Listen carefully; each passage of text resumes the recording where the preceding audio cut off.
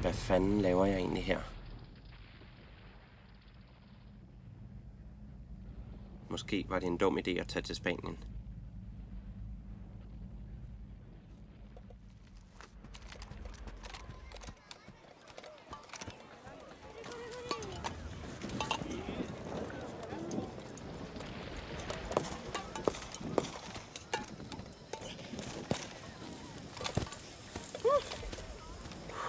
Hello. Did you like it? No. Why not? Hmm? Do you think you can imagine what your grandfather went through? A little bit more, maybe. Kan jeg egentlig det? Forestil mig, hvad min morfar gik igennem. Hvorfor han tog til Spanien og gik i krig. Frivilligt. You need some water, or do you need some beer? I don't know what you need. Allan er overbevist om, at min morfar var en stor helt.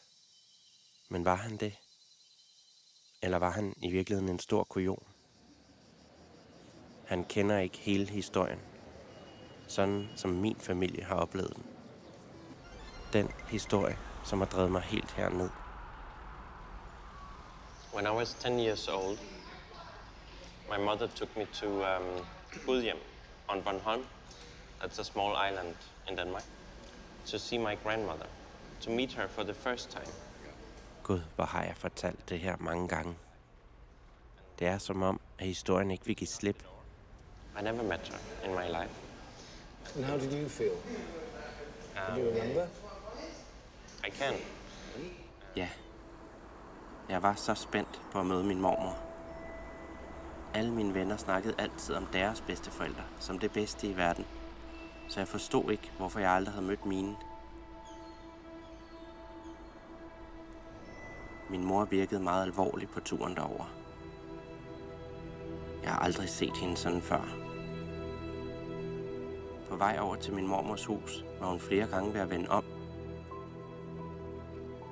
Lige inden vi kom til huset, så sagde hun, at jeg skulle huske, at min mormor jo var lidt speciel. She knocked the door, and my grandmother opened. And my mother asked her, "Don't you want to meet your grandchild?"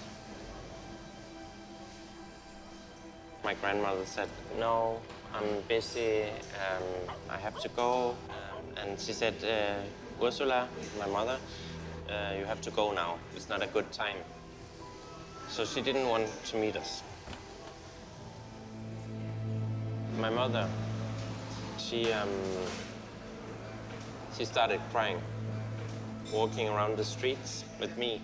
I know she didn't want to, but she couldn't help it.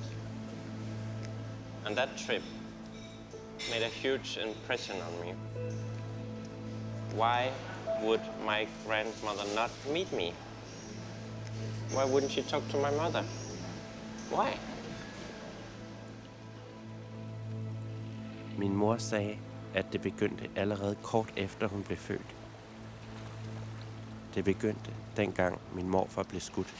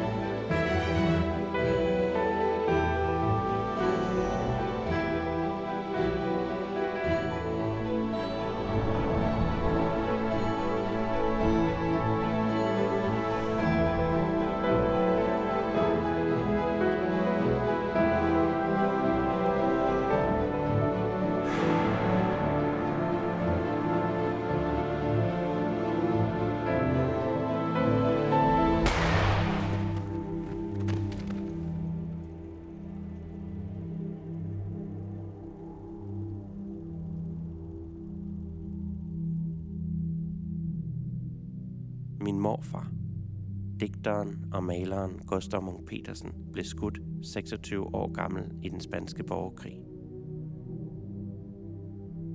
4 måneder tidligere forlod han sin familie i Gudhjem. Min egen Lisbeth. Jeg bliver nødt til at forlade Gudhjem i nogen tid. Vi talte engang for længe siden om muligheden af, at jeg for en tid kunne blive nødt til at leve under andre forhold end de nuværende. Sådan er det nu. De havde siddet og snakket, som de ofte gjorde om aftenen, og de har også fået aftensmad og fået et glas rødvin. Og jeg tror, at de satte en jazzplade på, og Gustav havde lagt lidt brænde i kaminen inde i stuen. På et tidspunkt så gik Lisbeth i seng. Hun var træt. Hun var gravid i 8. måned med Ursula. Og da hun så vågnede op næste dag, så lå der et brev på køkkenbordet.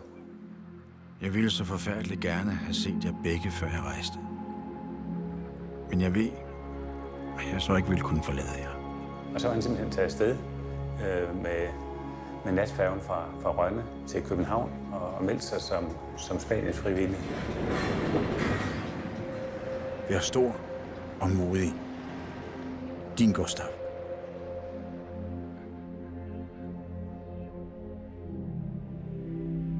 Brevet var kort, men det kastede en skygge over min familie, som er 3 generationer lang. Min mor lå stadig inde i maven, da Gustav rejste. Hun nåede aldrig at møde ham. Kort efter hans død mødte min mormor en ny mand og fik 3 nye børn. Gustav blev tabu i hjemmet. Min mor og hendes søster blev smidt ud hjemmefra, da de var 14 og 15 år. Siden har de ikke været velkomne i Gudhjem. Hele livet igennem har min mor prøvet at komme i kontakt med sin mor. Hun har skrevet hundredvis af breve og taget over og banket på hendes dør. Men hver gang er hun blevet afvist. Siden min egen tur til Gudhjem som lille, har jeg drømt om at få skyggen til at forsvinde. Drømt om at få samlet familien.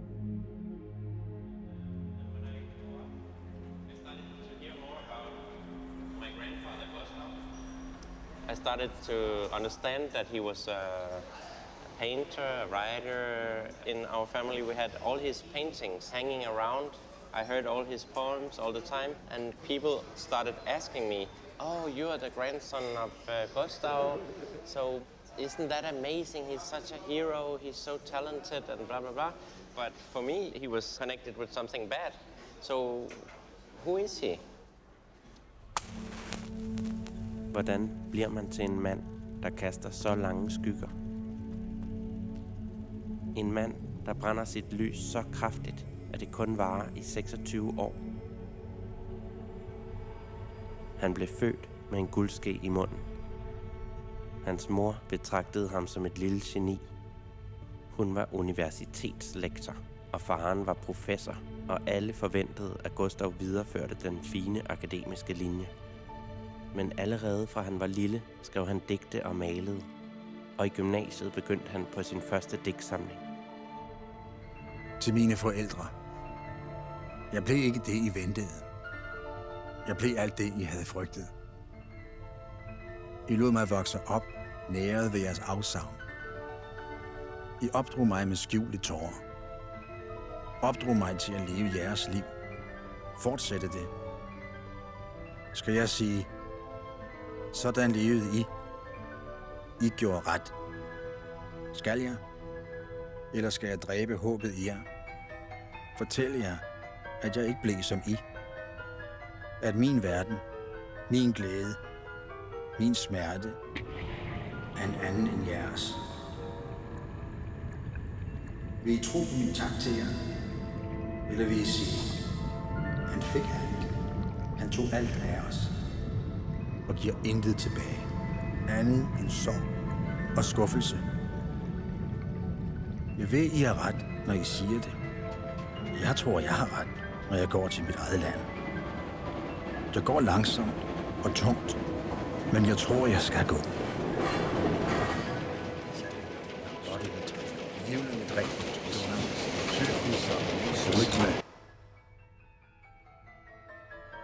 Hvis man som kunstner får anmeldelser, som han fik, så vil man nok lige trække vejret en ekstra gang, inden man gik i gang med at skrive en ny digtsamling. For den blev simpelthen sablet ned over en kant hele vejen rundt. Og flere af anmelderne håbede aldrig nogensinde, at han ville sætte et ord på papir igen, fordi det var da det værste, de har oplevet. Ekstrabladets anmelder skrev, at forfatteren er et pattebarn, der behager sig i perversiteter. Og der var flere andre anmeldere, der skrev, at manden må være sindssyg. Men for Gustav, der havde det modsat effekt. Fordi det var jo bare sådan nogle borgerlige, dekadente anmeldere. Dem respekterede han slet ikke, så han fortsatte sin digteriske virksomhed. Det, som anmelderne kaldte for sindssyge, kaldte Gustav for surrealisme. Men surrealismen var ikke kommet til Danmark endnu, så Gustav måtte kigge mod udlandet for at finde nye legekammerater.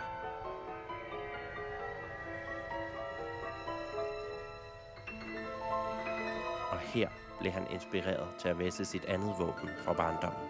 Der, hvor det sker, det er blandt malerne. Og nu skal vi jo lige huske, at Gustav Petersen var jo også maler. Jeg tror, at han følte sig tiltrukket af, at surrealismen havde den her vision om en totalt fri fremtid, hvor alle hæmninger og drømme, alting bare var frisat. Og kilden til den her enorme frisættelse skulle komme fra det enkelte menneske selv, fra menneskets indre. Nogle af de unge kunstnere på det tidspunkt, som alle sammen sidenhen jo virkelig slog igennem, den udstillede han sammen med i København i januar 35, hvor Gustav debuterede som billedkunstner, som var en stor international udstilling. Altså Dalí, Miro, Paul Klee, Man Ray, ja, rigtig mange. Det er jo et fantastisk sted at placere sig i brandpunktet simpelthen, hvor lige der, hvor det nye finder sted. Når man tænker på, hvordan Gustav i eftertiden er blevet en anerkendt og banebrydende digter. Jim Morrison, Han blev udvalgt som årets klassiker. Kulturkanon. legender. Gustav dit og Gustav dat. Jeg kunne få alt at vide om Gustav, helten, men ikke noget om min morfar, kujonen. Han var lukket land. Bortset fra én lille sprække. Siden jeg var lille, har jeg haft en tilbagevendende drøm. Telefonen ringer om natten. Der lyder en masse stemmer, og så trænger en af dem tydeligere igennem. Det er Gustav. Han spørger mig, hvordan det går. Da jeg var lille, svarede jeg ham altid nøje. Men nu ved jeg, at han forsvinder hurtigt igen, så jeg skynder mig at spørge ham, hvad ved du? Hans svar drukner altid blandt de andre stemmer.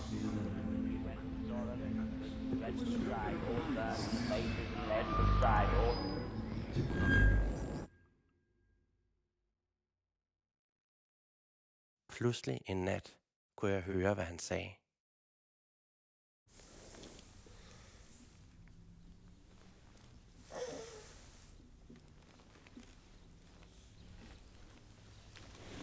Hey, har du sovet godt?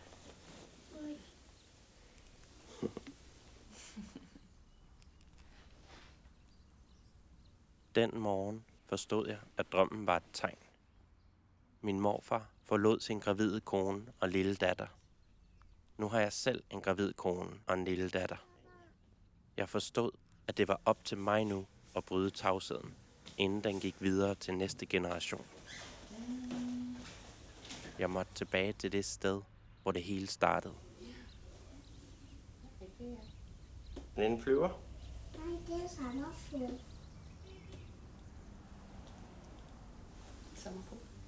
So I wrote her a letter. I wrote to my grandmother. Could I come and visit you? I know we never met, but I want to meet you. Kære Lisbeth, vi har aldrig mødt hinanden, men du er min mormor, uanset hvad der er sket. Og du bliver 90 år næste gang. Jeg vil gerne møde dig, inden det er for sent. Jeg lover, at jeg ikke vil være vred. Jeg vil bare gerne høre, hvem min morfar var, og forstå, hvorfor familien blev splittet ad, siden han forsvandt. Hilsen, dit barnebarn, Laurits.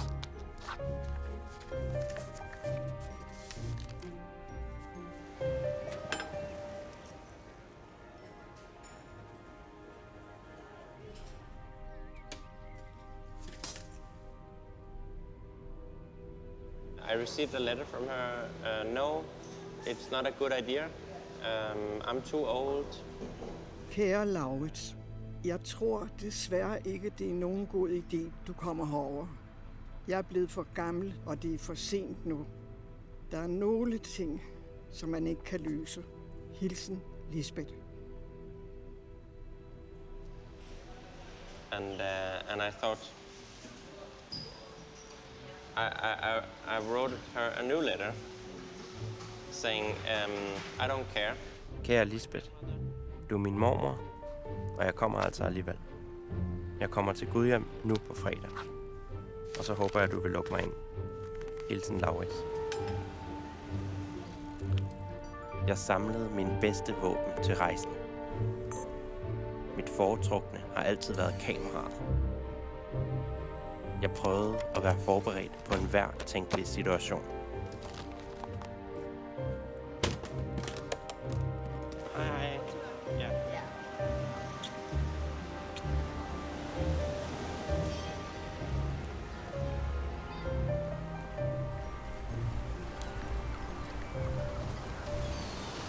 Mens jeg står der på færgen, flyver tankerne rundt i hovedet på mig. Hvad tænkte min mormor den morgen, hvor han var væk? Hvorfor sagde han ikke farvel? Elskede de hinanden?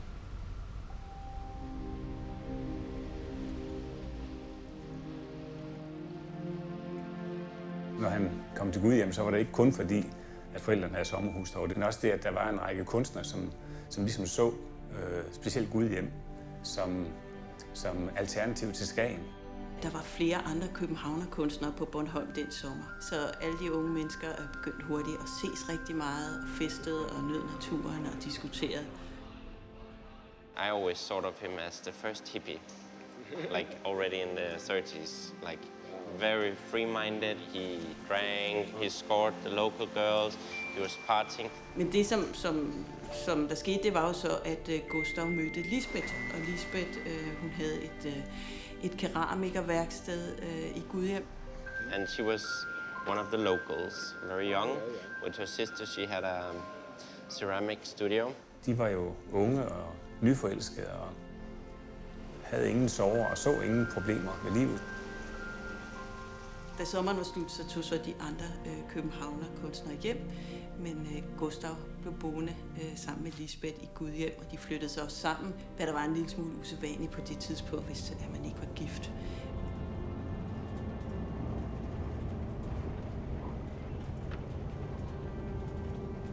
Jeg kan pludselig mærke vreden, fra jeg var lille, stige op i mig igen.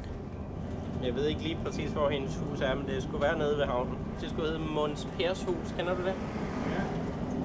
Jamen, det ligger jo ikke ret langt fra der, hvor vi... Det ligger lige ved Røverien, faktisk. Hvis du går hen ad den gade der, Ja. så kommer du lige derhen. Jeg husker svagt byen, fra da jeg var lille. Jo mere jeg nærmer mig huset, jo mere får jeg lyst til at vende om. Det må være sådan, min mor havde det dengang, hun tog mig med herover.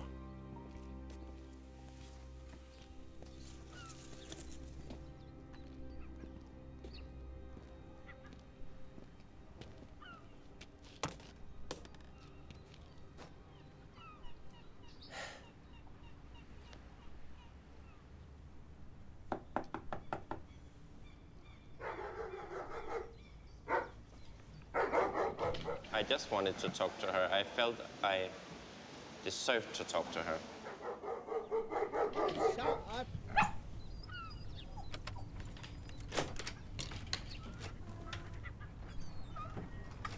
Og der står hun.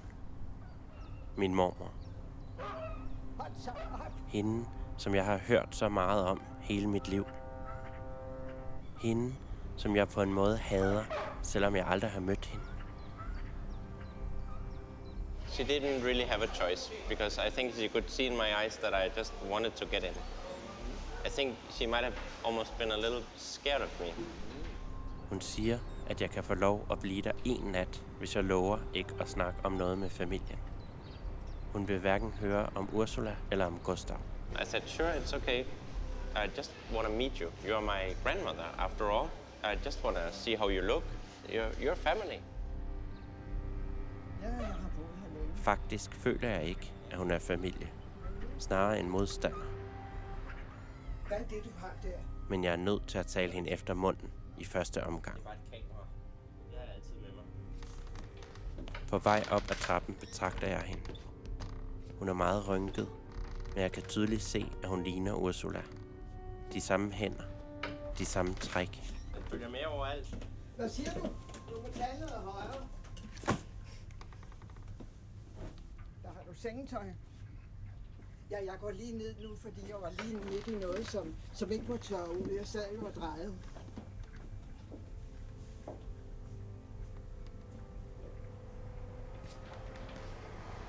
She was very resistant, very closed. Hej.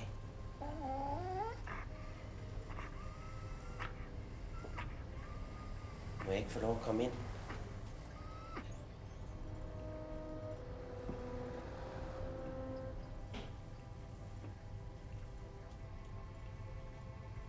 Hej. Du skal passe på de bløde ting der. Jeg har lige sat den der. Okay. Det er mærkeligt pludselig at være her. Alting virker helt fremmed. Men samtidig så velkendt. Det ligner min mors keramikværksted. Hun samler også altid på former og farver, der interesserer hende.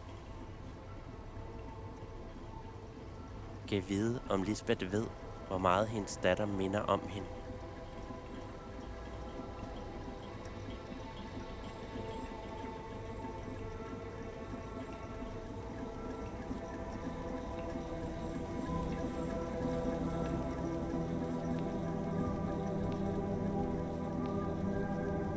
Jeg har tit tænkt på, om min mor blev keramiker for at prøve at skabe en forbindelse til sin mor.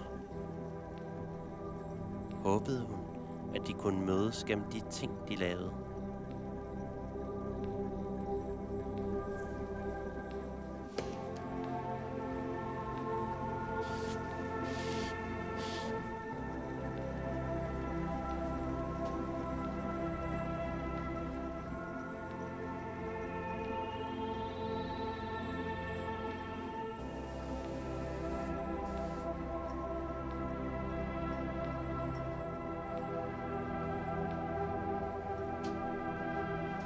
Min mor prøvede at vise sine ting til Lisbeth og inviterede hende til alle sine udstillinger. Men Lisbeth kom ikke. Min mor blev ved med at prøve, og undervejs blev hun en af Danmarks bedste keramikere. Men Lisbeth kom stadig ikke. Hun har aldrig sagt et ord om Ursulas ting.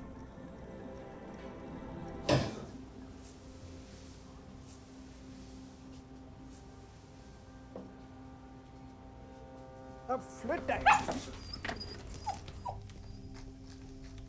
Ved aftensmaden snakker vi om almindelige ting, og er begge to lidt generte. Det smager godt. Det var godt. And I was like trying to be very humble and not, show any of all these feelings that I grew up with my entire life. Jeg spørger ind til hendes keramik og håber, at det kan lede til noget med Ursula, og måske noget med Gustavs malerier, som så. Nu må jeg i seng. Jeg er en gammel kone, og jeg har brug for min søvn. Right after dinner, she said, okay, I'll go to bed. And here's the remote control for the television if you are bored. Så derhenne. Nå. Så klarer du det nok.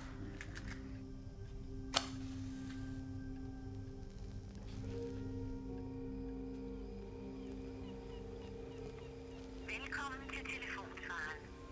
Venligst indtale en besked efter biptonen. Hej Laura, det er mig. Jeg vil bare sige, at jeg er kommet godt frem. Og min mormor lukkede mig ind. Men hun er lidt... jeg ved ikke hvad... Der kommer nok til at gå lidt længere tid i hvert fald. Sov godt alle 2,5.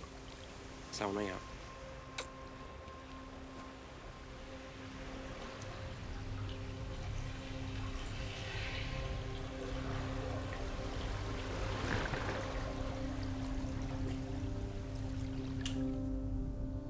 I used that night for looking around in the house, seeing who is my grandmother, how does she live.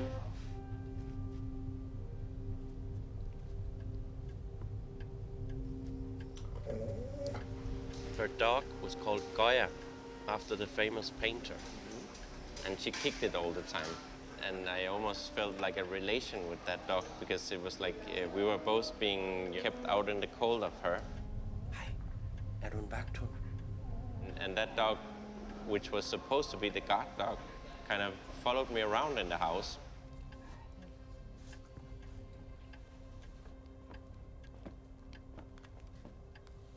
Der må være nogle tegn et eller andet sted. Der må være en åbning.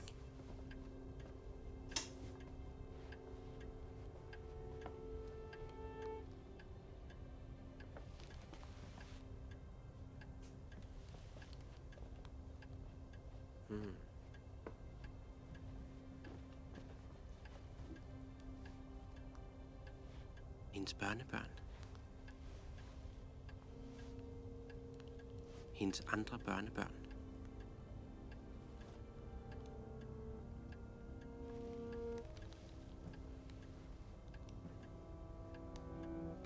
Hvor er vi henne?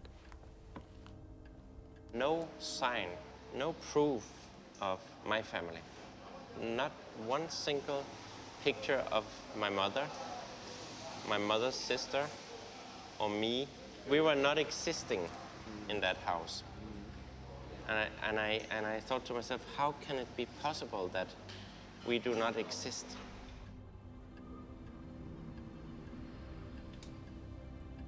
Er hun så en sød og almindelig bedstemor over for dem?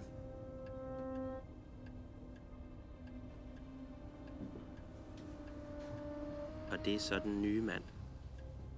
Hvad var det, min mor fortalte? Hun blev drillet i skolen med navnet Høm. Det var det, han hed. Han var altså også maler.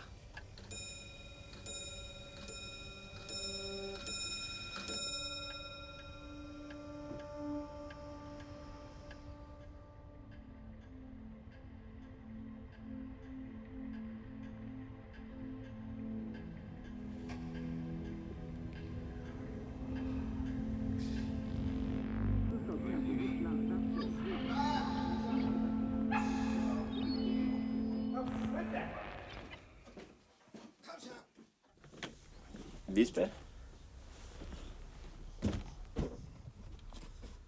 Lisbeth?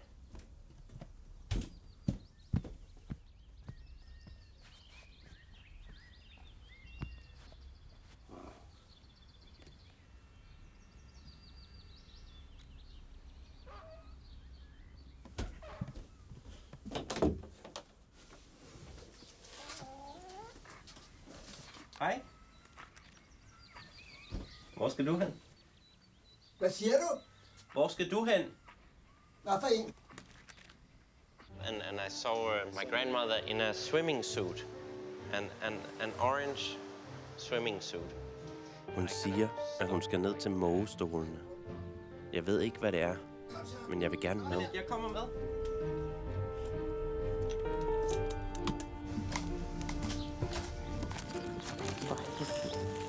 Oh.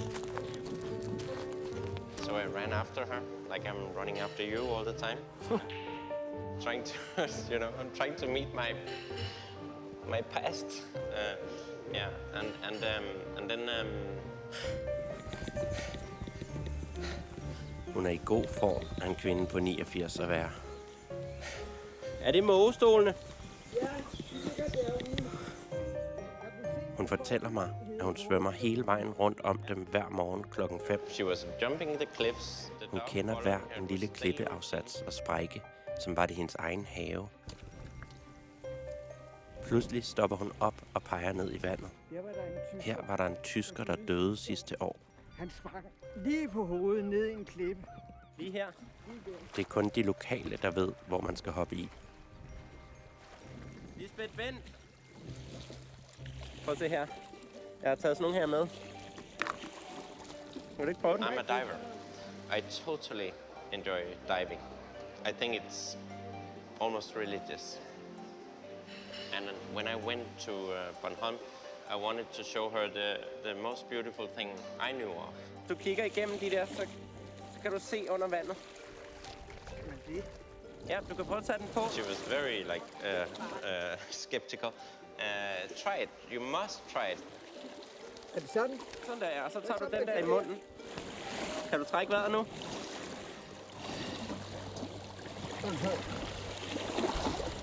Jo, det kan jeg. Ja.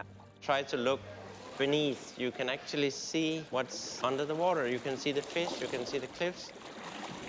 And she was like into the water for a long time.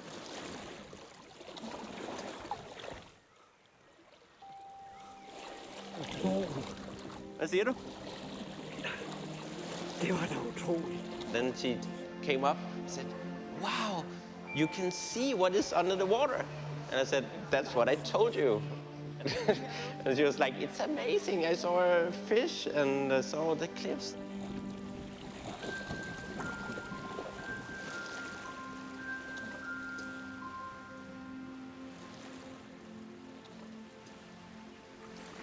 Jeg elskede at dykke. Hvad sagde du?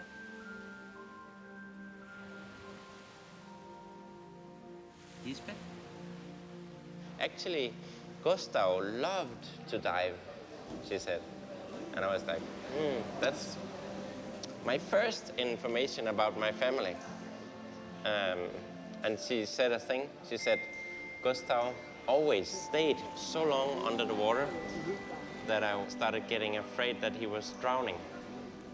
And I thought, oh, that's... He is my grandfather. Svømmede I også her?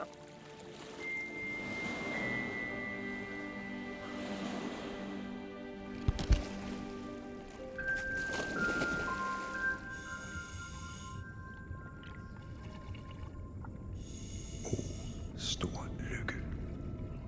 Stor lykke har de fået, som er født i det underste land. Overalt kan I se dem. Vandrende, elskende, grædende. I lukkede år render længslen hos dem, der er født oppe under himlen. I skulle gå til det underste land, hvor blodet flyder frit mellem alle. Mænd, kvinder, børn. Deres ansigter er lukket, og på indersiden af deres sjæle sidder jord fra det underste land.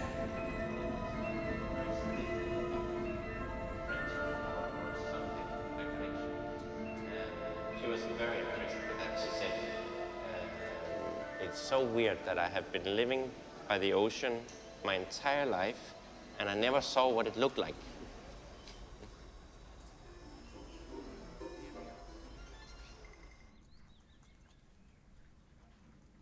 Jeg håber, at denne åbning kun var begyndelsen. At vi kan snakke om de mere alvorlige ting også.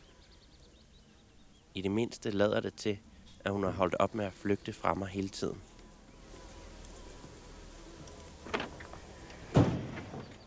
Lisbeth? Lisbeth? Lisbeth? Vent. Hvor skal du hen? Må jeg køre med?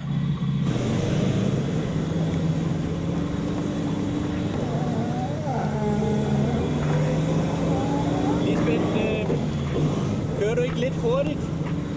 At man skal have fart på, når man kører op ad bakken.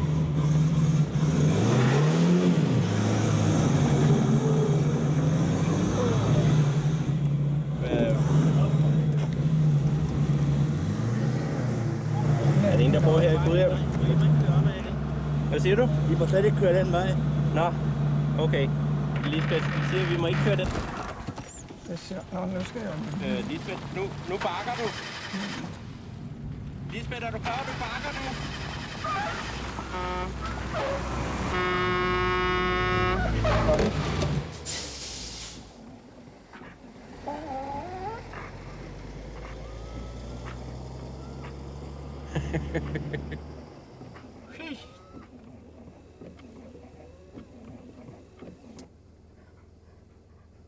Du kører godt, synes jeg.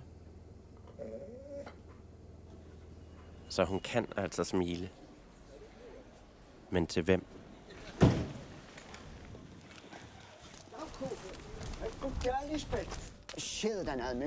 Købmanden er meget nysgerrig.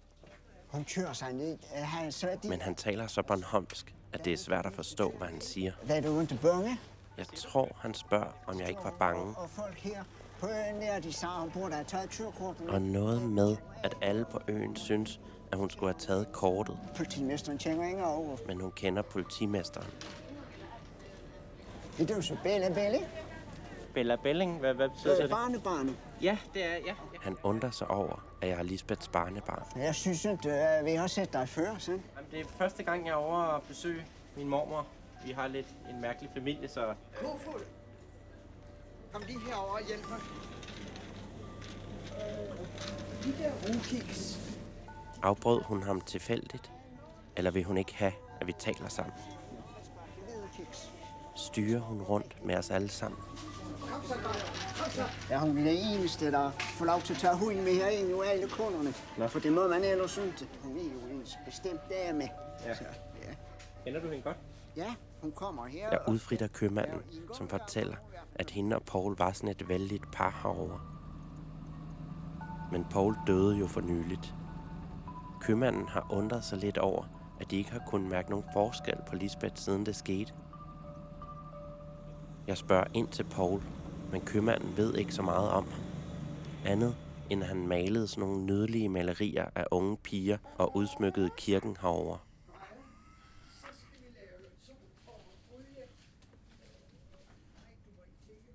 De malerier kunne godt nok ikke blive meget mere anderledes end Gustavs.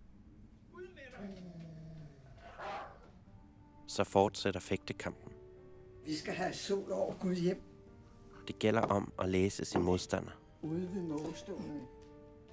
Der så jeg en sildestime. Hvornår er det forsvar, angreb eller undvigelsesmanøvre? Så gjorde de en bevægelse rundt. Snakker hun med på dykkerturen for at undvige de vigtige emner? Og så kom solstrålerne.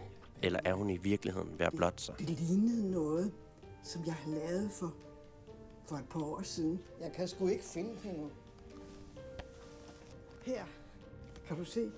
Nej, det handler bare om hende selv og hendes egen Det er keramik. glasuren, jeg arbejder med. Kan du se?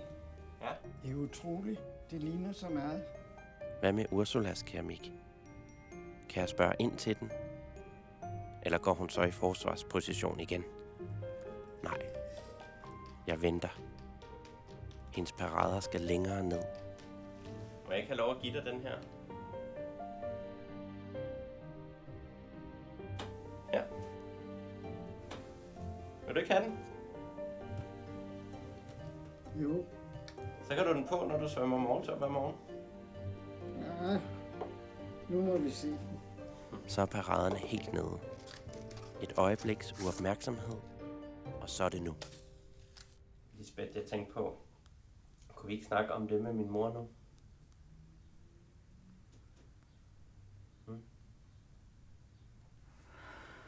Jeg synes, det er lidt underligt. Der hænger malerier af Paul i hele huset.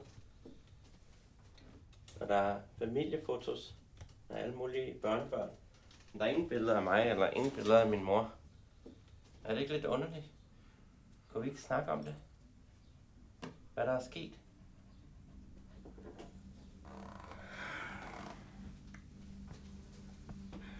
Nu skal jeg altså have min middagssøvn.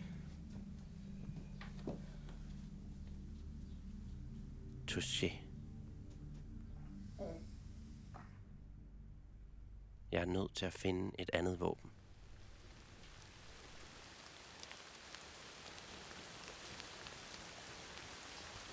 Hvad så går jeg? Det er godt nok svært at ryste noget kærlighed ud af den gamle heks, hva'? Der er en mærkelig blanding af at være utrolig smukt herover og samtidig uendeligt trist. Jeg tænker, at min mor må have løbet på præcis den samme sti rigtig mange gange, da hun var lille, og savnede sin far, mens hun kiggede ud over haven. Hun har fortalt mig, hvordan hun aldrig troede på, at han virkelig var død. Hun havde en tilbagevendende drøm om, at han vendte hjem en dag og smed Paul ud. Det var den slags helt, han skulle have været i hendes øjne, i stedet for den store frihedskæmper, der kæmpede for resten af verden.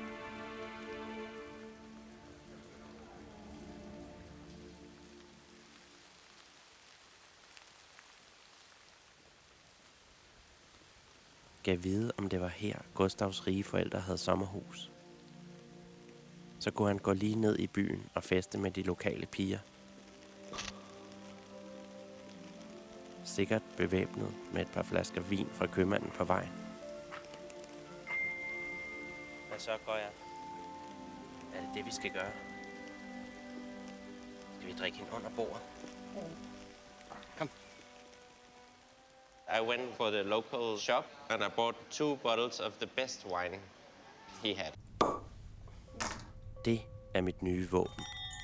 En Mouton Cadet fra 2010. Let sødmefyldt smag med en krydret undertone. Styrke 14,5%. Det mest beskidte våben i skuffen. Så flyt dig! Men jeg vil bruge det i kærlighedens tjeneste. Ej, for pokker, jeg kan ikke finde det, jeg skal bruge. Hvordan mødte hun Gustav? Kan du ikke hjælpe mig, Lisbeth? I dykkede sammen. Men hvad lavede I ellers? Skal du ikke have noget mere vin? Drak I også vin sammen? Hvad var det, du faldt for? Læste han sine digte højt for dig? Er den god? Viste han dig sine malerier?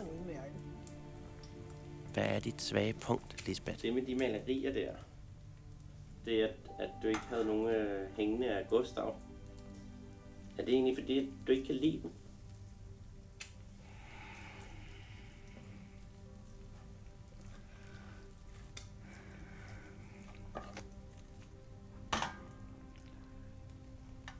Du er fuldstændig lige så stædig. Som hvem?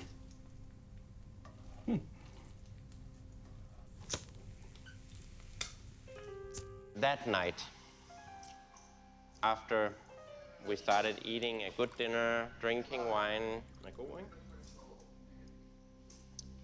suddenly she started talking.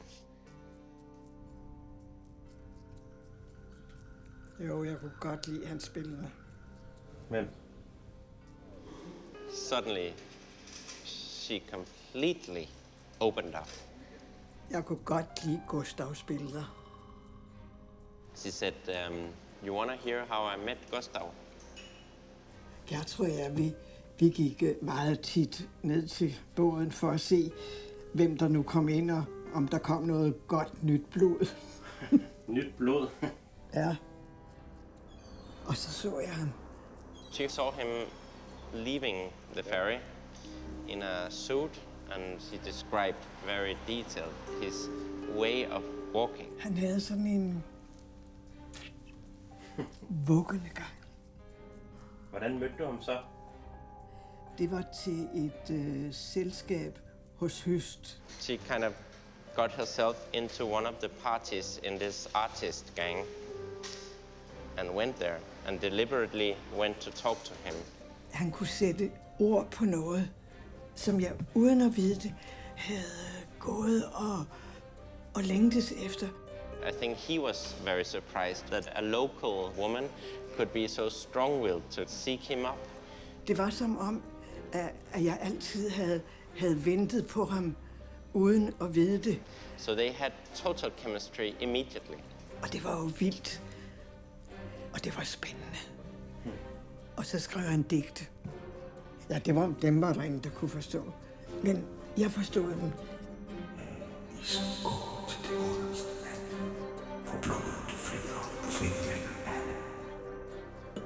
Det handlede om et fællesskab, som betød noget. Som var vigtigt. He decided to stay. He told everybody, I moved to Gudhjem. I'll start a new life. I'll move together with Lisbeth. Hans mor, Hun betalte for alt muligt, han forlangte. Han var en rigtig forkælet lille møgunge, var han.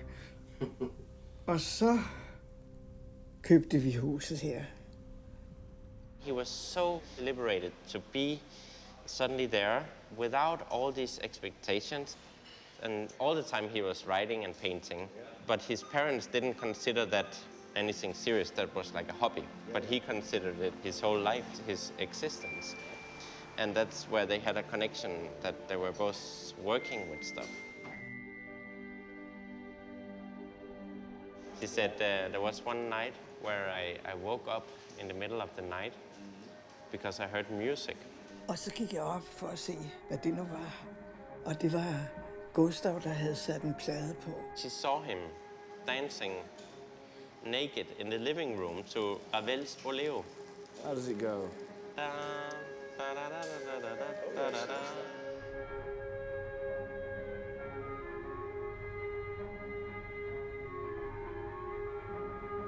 Han var fuldstændig inde i den musik. Like a trance. Han kunne danse i timevis. Har du stadig den plade?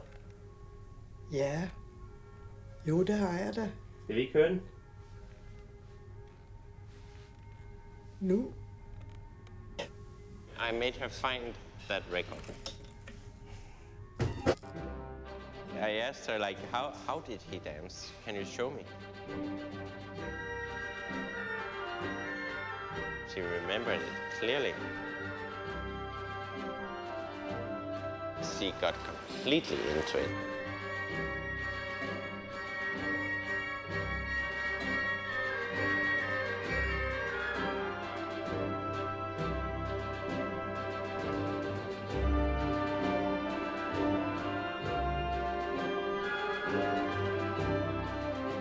And then suddenly she said, Vil du se noget? Jeg har noget op ovenpå. I said, yes. She said, come. Hvad er det? Kom. Hvad er det? Ja, kom nu og se. And she went into the bedroom and she opened like the cupboard next to the bed and found a box hidden in the corner. Paul never knew it was here.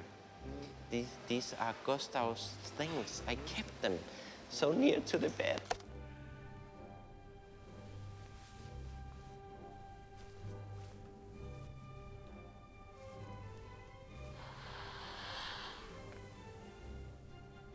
Jeg kan mærke ham endnu. Er det Gustavs? Må jeg prøve? Det lugter tobak. Ja. She seemed like a teenager in love. Tændstikker. Fra Italien. Der har vi hans cigaretindtog. Hvad er det? Kryolit fra Grønland. Nå ja. Hvad er det? Må jeg se? Det er hans fyldepen. Så man skrev alle digtene med? Det ved jeg sgu ikke. Nå, flot. Må jeg ikke få den? Det har du vist ikke godt af. Hvad mener du?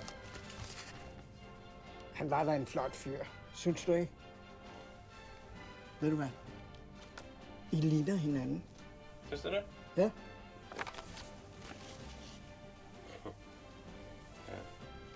But she got pregnant very early, and that, of course, made things more serious.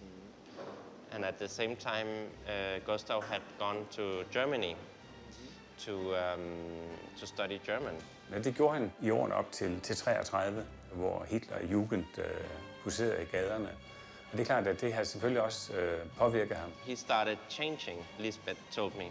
He started being much more serious about his art, about everything. Og ikke mindst også, hvad der så sidenhen kom til at ske i Spanien, hvor der blev valgt en centrum-venstre-regering, som ville udvikle Spanien i en demokratisk retning, men blev udsat for et kupforsøg under ledelse af general Franco.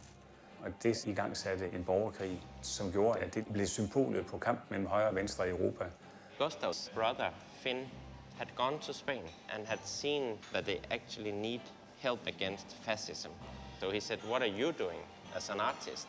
Do you think it's enough to make a painting and drink red wine and talk to your artist friends about it?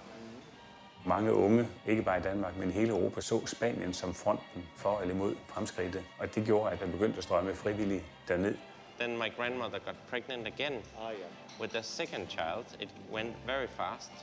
And you know, when you get children, she got more and more interested in being a family, being serious and mature. And she was worried that he started talking so much about Spain with his friends that they should do something. Hvad er der så mere? Så er der alle brevene.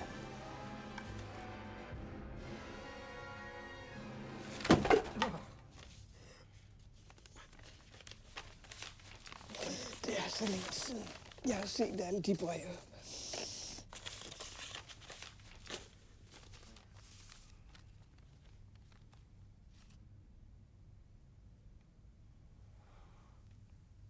Det er afskedsbrevet. Hvordan fik du det?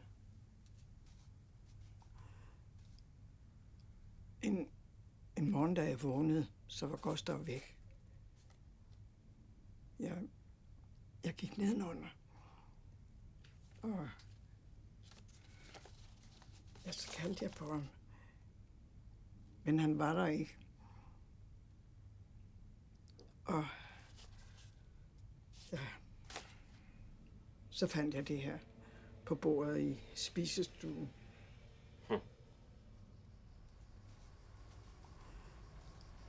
He was gone.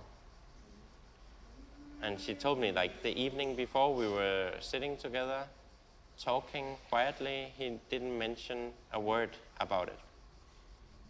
Vi havde lagt med i senger, og så sad vi med et glas rødvin. Vi havde talt om helt almindelige ting, og jeg kunne ikke mærke noget på ham. Der var ikke spor at mærke. Hvorfor tror du ikke, han sagde farvel?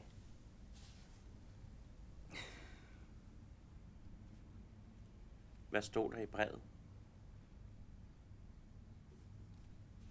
Må jeg ikke prøve at høre det? Ja, så må jeg lige finde mine briller. Min egen Lisbeth. Jeg bliver nødt til at forlade Guds hjem i nogen tid. Vi talte engang for længe siden om muligheden af, at jeg for en tid kunne blive nødt til at leve under andre forhold end de nuværende. Sådan er det nu. Sådan er det nu. Elskede Lisbeth. Jeg beder dig om at forstå mig. Mit arbejde er blevet mig alvorligere for hvert år. Nu kræver det, at jeg prøver mine tanker på en hårdere måde, end det er muligt i de gode forhold, jeg lever under hos dig. Jeg ville så forfærdeligt gerne have set jer begge, før jeg rejste. Men jeg ved, at jeg så ikke ville kunne forlade jer. Vær stor og modig. Din Gustav. Hvorfor så du ikke Lisbeth i øjnene? Ville du redde hele verden? Eller flygtede du i virkeligheden fra noget? Var du en helt eller en kujon?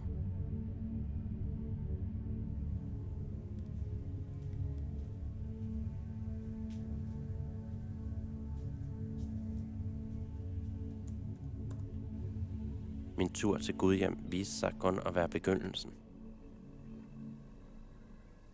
Gustavs lig blev aldrig fundet. Så vi har aldrig haft nogen gravplads for familien.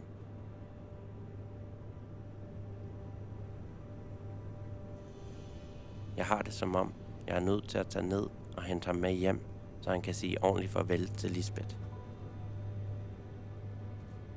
Yes.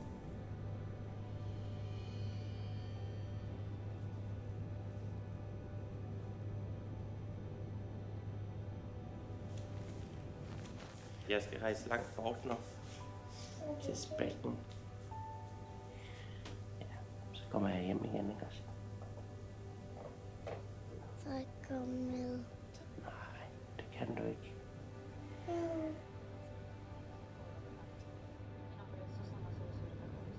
Mit våben på rejsen er den bog, som Ole Sohn har skrevet om Gustav. Det er min morfar. Han har samlet alle vidneberetningerne for de andre frivillige, der var sammen med ham. Måske kan de hjælpe mig med at forstå, hvad der driver en mand i krig. Frivilligt. Det er din oldefar, ikke også? Det er ikke min far. Nej, det er din oldefar. Jeg kommer levende hjem. Ja, bare roligt. Det er ikke krig.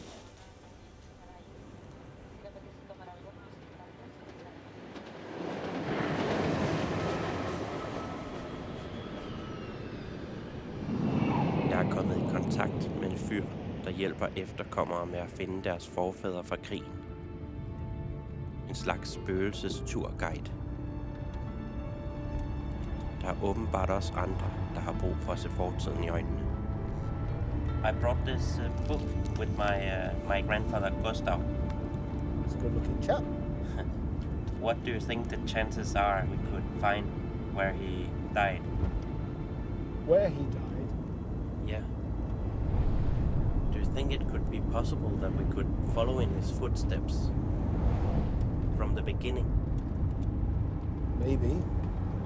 Maybe. If you got reports, accounts, we know where the battalion, various battalions were. Kæreste Lisbeth. Jeg tænker på dig hver time, og på Mette og den kommende. Alt det, jeg kalder mit arbejde, er kun til for jeres skyld. Når jeg offrer meget for mit arbejde, så offrer jeg det også for jer og jeres fremtid. Sådan føler jeg det.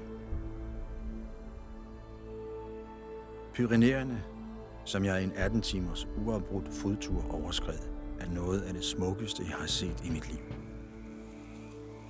En hel nats vandring over marker, gennem floder, opad og opad, og med undgåelse af alt, hvad der hedder veje og stier, under ledelse af stedkendte baskere. Jeg ville ønske, at du kunne være hos mig her, men det er umuligt. Vær stor og modig. Din Gustav.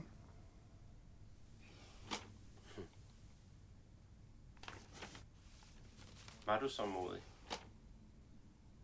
Nej. Nej, det var jeg ikke. He wrote very beautiful letters that how much he loved her, how much he did it for their sake, and how hard it was for him to leave a pregnant wife and a little daughter. For deres skyld, skrev han. Men hvorfor kaldte han det så for sit arbejde? Hvorfor var det lige ham, der rejste, og ikke naboen? I skulle gå til det underste land, hvor blodet flyder frit mellem alle. Var Spanien i virkeligheden også en del af hans kunstneriske drøm? Var Gudhjem blevet for lille for verdensmanden Gustav?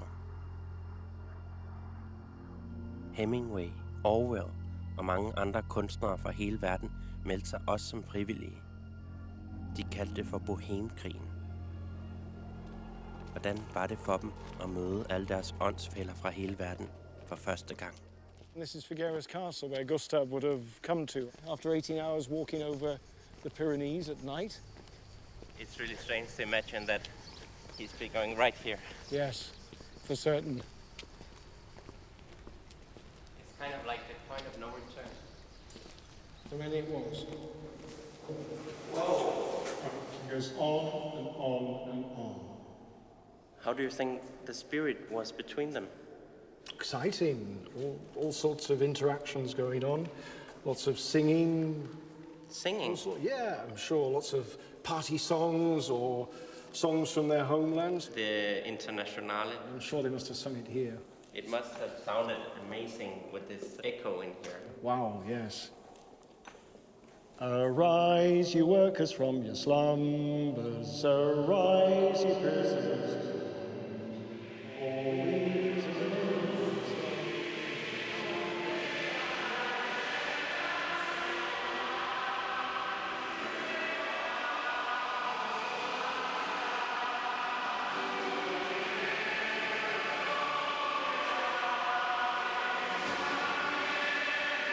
Du skulle have set de sydfranske og de spanske kvinder, når vi internationale udlændinge kom gennem deres byer.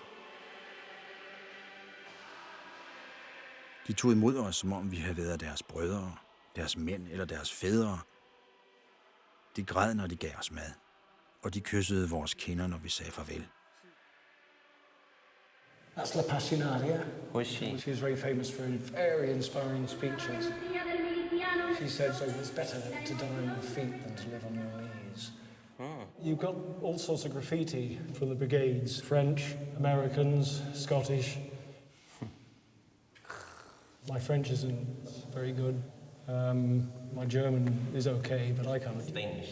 What? It's Danish. Really? Yes. Ejner Hansen, Arkonagade 18, 4 til venstre. He came to Spain 12/2/1937. Yeah. Are there any kind of description or list or something of who was here? They kept lots of details of people. Have you got all day? Sure. Go on then. A large number of names, not complete, from Moscow. There are many names. Holandeses, Romanos, Polacos, Austriados,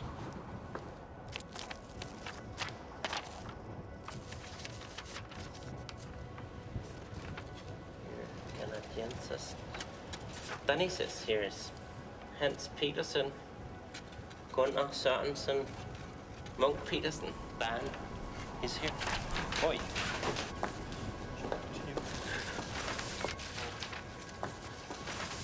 Munk Petersen, it must be him, right?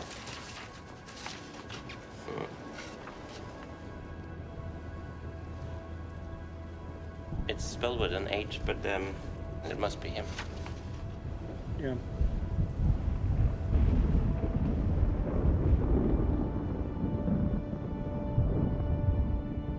Artillery from the front. Yeah?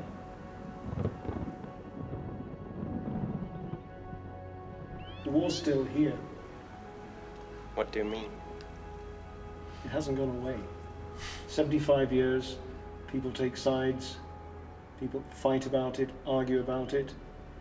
It's in people's hearts, minds and blood on both sides.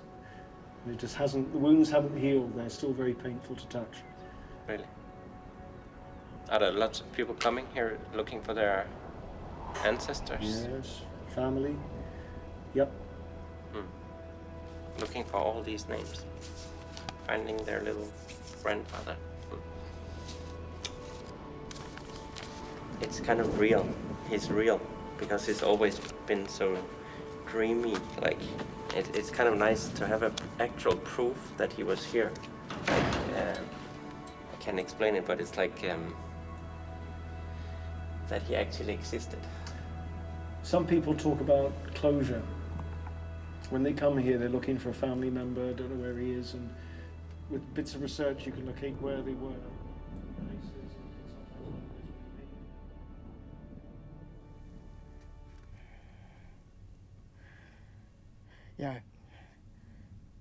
Jeg forstod ikke, at han kunne gøre det. Og den dejlige tid kommer, hvor vi atter skal være sammen. Og hvor vores små atter skal lære deres far at kende. Deres slemme far, for hvem de dog er det bedste af alt på jorden. Alt godt, som ønskes kan, til dig og de små.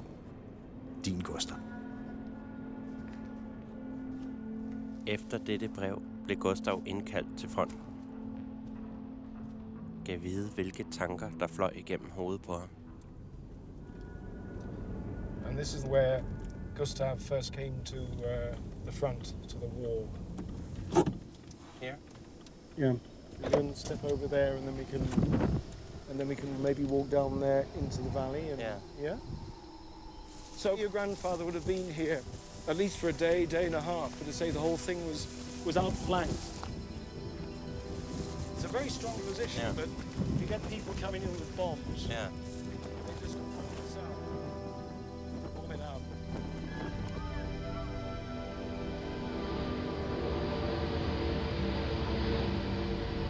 Det var barsk for de mange frivillige, fordi det internationale samfund lukkede Spanien inde i en ikke-indblandingsaftale, hvilket betød, at det primært var Franco, der fik støtte i form af organiserede tropper fra Italien og bombefly fra Tyskland.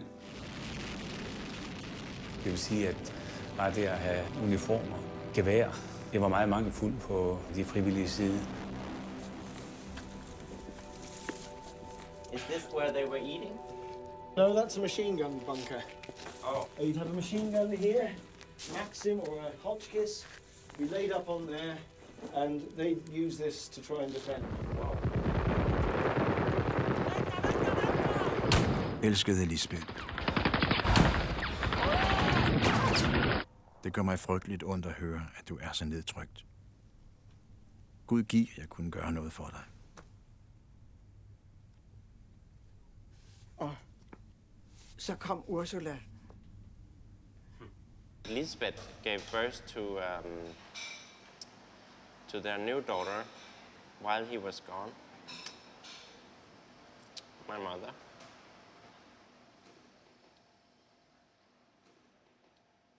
At der kan du tro, at jeg savnede ham.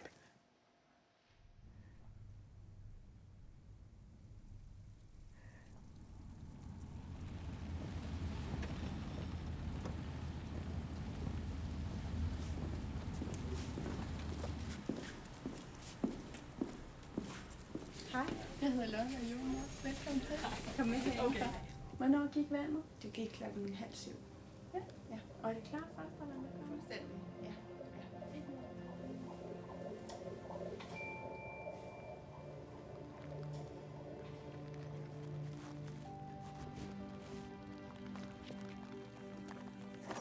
We know your grandfather's battalion was here.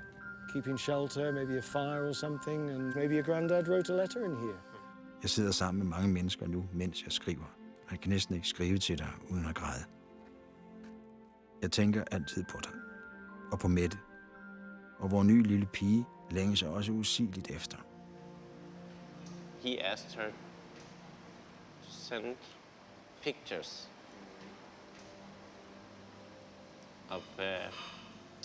of Ursula. So he reached to see her in a picture.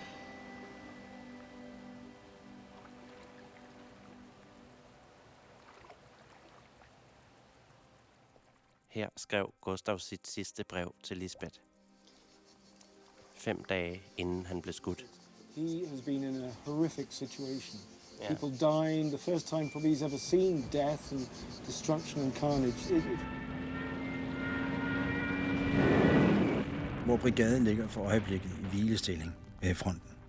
Det er det blot for at berolige dig.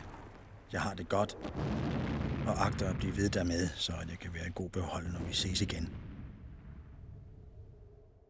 Han har oplevet død og elendighed stort set al den tid, han var dernede. Og det er jo svært at kapere. Derfor så kan man også fornægte virkeligheden ved at måske drømme sig til en anden situation. She got scared, she said, because she sensed that he was trying to calm her down. Jeg kunne godt læse i avisen og se, hvordan det var dernede. Ja. Men det skrev han ikke noget om. Men det sidste brev, der kunne jeg mærke, at det var noget helt andet. This could be the valley. It says here, Paul Søndergaard fra Nykøbing Mors, highly intelligent young man, ran next to me, and on the other side, Gustav Munk Petersen. Almost could have been down there, that road. In the valley, yep. Paul Søndergaard fell forward without saying a word. It was as if it was being hit in the back of his head, arms going up like this. He was lost.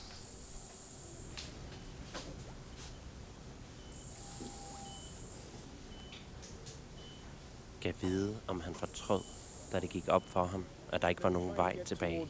Gandesa around there to retreat towards the River Ebro. Yeah. And here's probably the junction.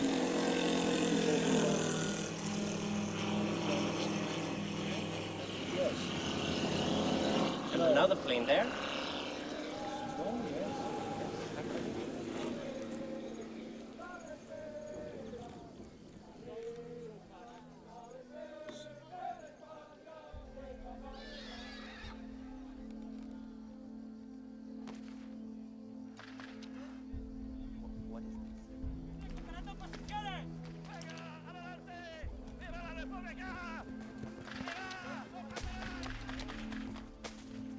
What's going on here?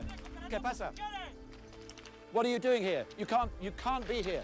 You have to leave now. You have to come this way, Please, come with me. Well, what's happening? Do you speak English? Yes. Did you not see the line?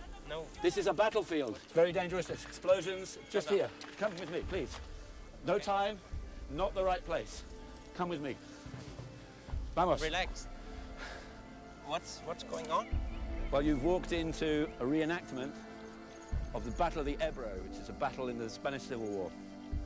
Det gik op for mig, at det var en del af Allans borgerkrigstur at støde ind i slaget ved Ebro som den store afslutning. Every year people from Spain and from all over the world. What is this? Det er åbenbart en stor turistattraktion, som de opfører hvert år med frivillige fra hele verden. Det virker helt surrealistisk. Hvorfor gør de det? Er det sjovt at lege krig? Pludselig bliver jeg overvældet af en uventet følelse. Måske søger de i virkeligheden det samme som mig. You are a young, fit man. Do you want to come and have a go? You want to come and join what do you in? mean? You, yes, why not? In the war? In the battle, yes. We can get you a rifle, we can get you a uniform, and you come and get stuck in. No? Like that? Done up? Yes. Okay, yeah. And then over here. You put that on, a That's beret. important, Now, yeah. this makes you a cabo. My grandfather was a corporal, I think. See, this is a Mauser grenade. It's not active, it's deactivated. That's about it. Probably more ready than some people who were actually here. Peloton, fermes. ¡Marche! Izquierda, izquierda, izquierda, derecha.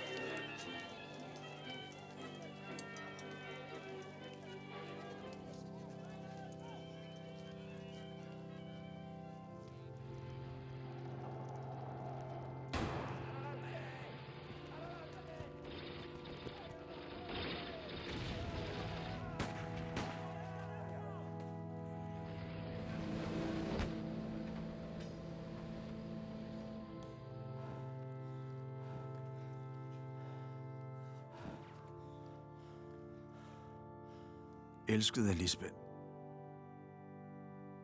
Hele verden er en front. For og imod det dejlige liv, som mennesker kunne leve.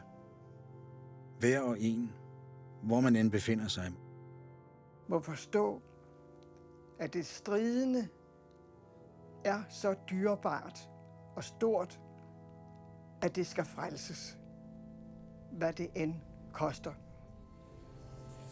at ingenting kan have nogen mening mere, hvis det mistes på jorden.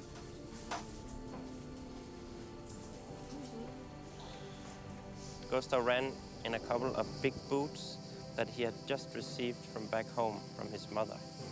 I often had asked him if these boots were not too heavy under a dangerous situation, but he always denied that. Vi må lære den realitet, at det simpleste, som vort liv kræver, fordrer den største kamp. Og det største offer er os. Didn't go many seconds. I had just seen to the other side when Gustav screams, "Saluda!" and I see him fall to the ground as well.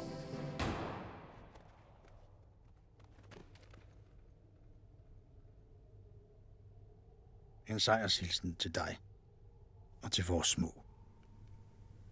Fra Gustav.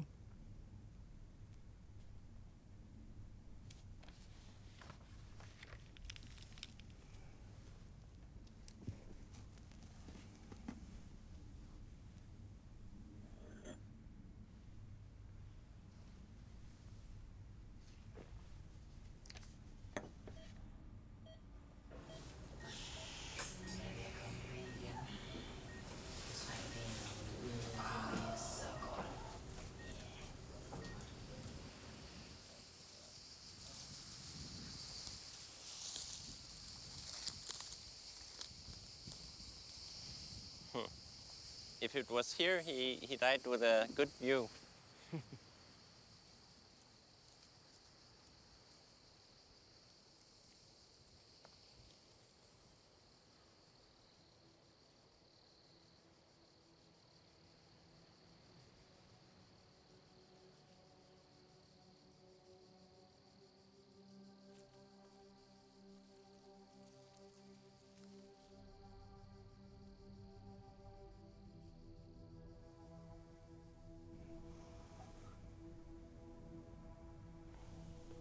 Der er ikke mere vin. Skal jeg lave noget kaffe, Lisbeth? Ja.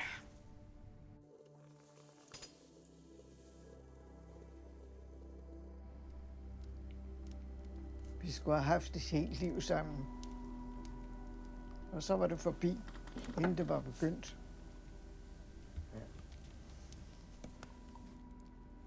Hvad skete der så efter Gustav døde? Ja.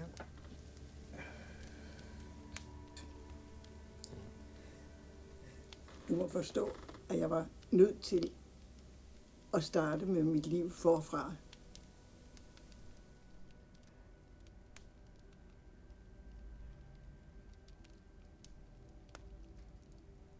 Og så mødte jeg Paul. Han var også maler. Ja. Han malede sådan stille, rolige, blide malerier.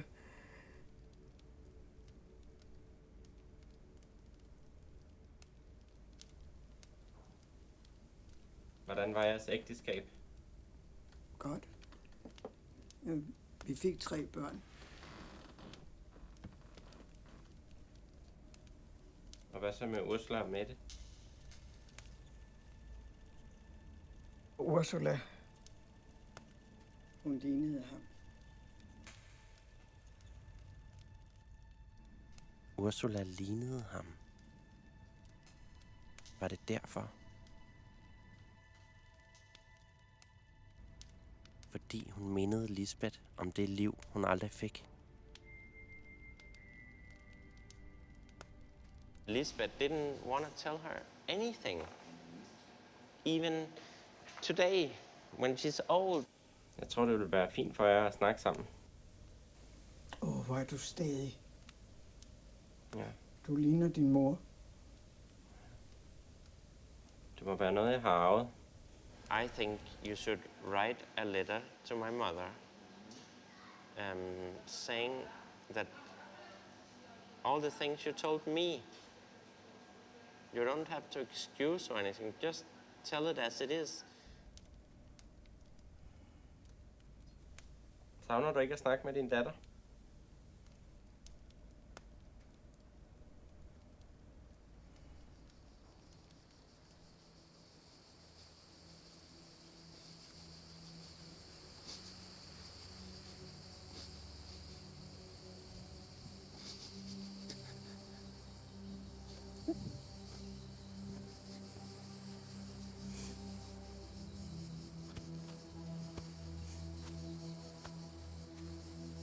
Would you like to take that back with you and see if you might be able to grow it?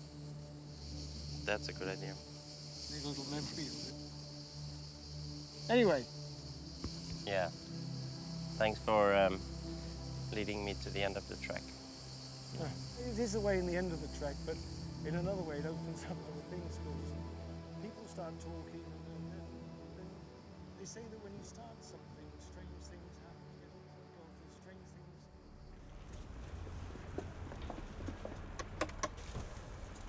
Næste morgen tager jeg hjem igen. Hun følger mig over til bussen.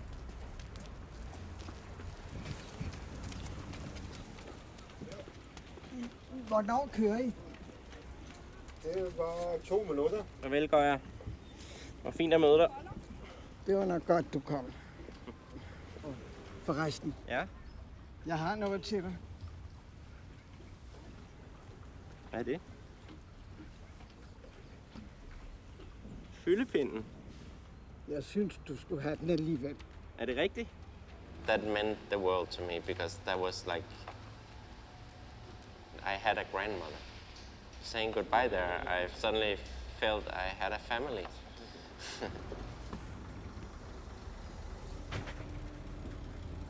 Hun har et varmt blik. Det var sidste gang, jeg så hende. Min mormor.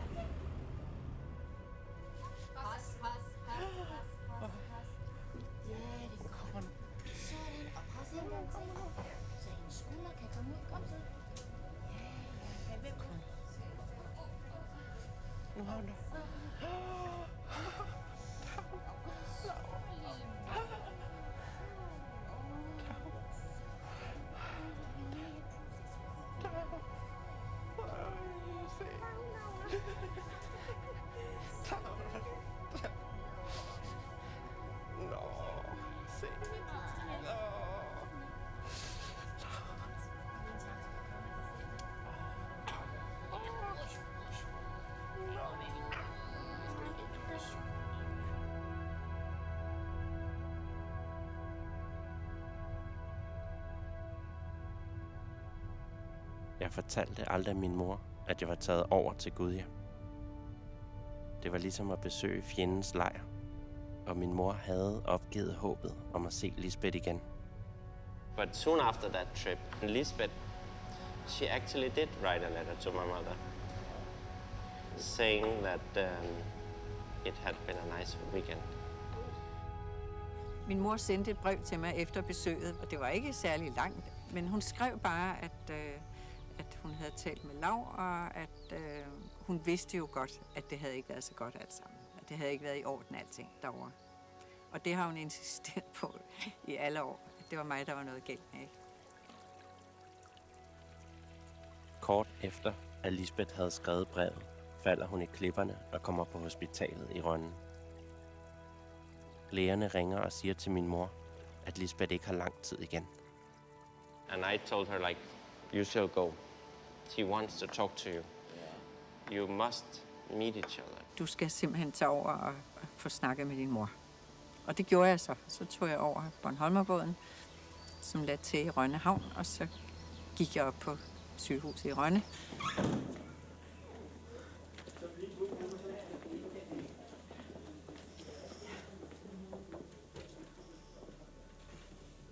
Lisbeth was lying there in the bed, very distant, but still conscious. And Da jeg stod i døren, så sagde hun med det samme, når det er dig, så er jo alt i orden.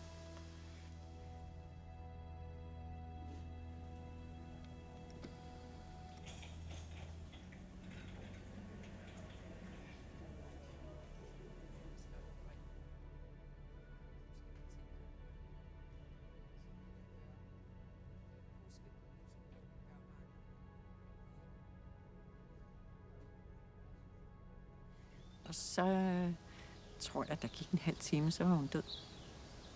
Så lå hun bare sådan stille først, og så blev hun meget urolig. Og så hentede jeg en sygeplejerske og sagde ligesom, hvad der skete. Og, sådan, og hun sagde så, at hun bare faktisk død. At jeg sagde, at vi skal have fat i mine søskende, og sådan, så sagde hun, at det var for sent. Hun var død. Jeg har været meget, meget glad for den afslutning, fordi jeg tror, alle vil gerne have orden i sagerne inden.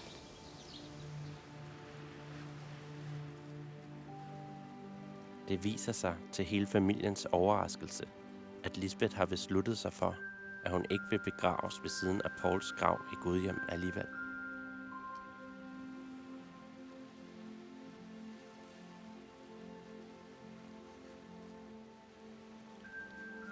Gav vide, om Gustav og Lisbeth har fundet sammen igen. I det underste land. Han er i hvert fald holdt op med at ringe til mig om natten. Er skyggen forsvundet? Er næste generation sat fri?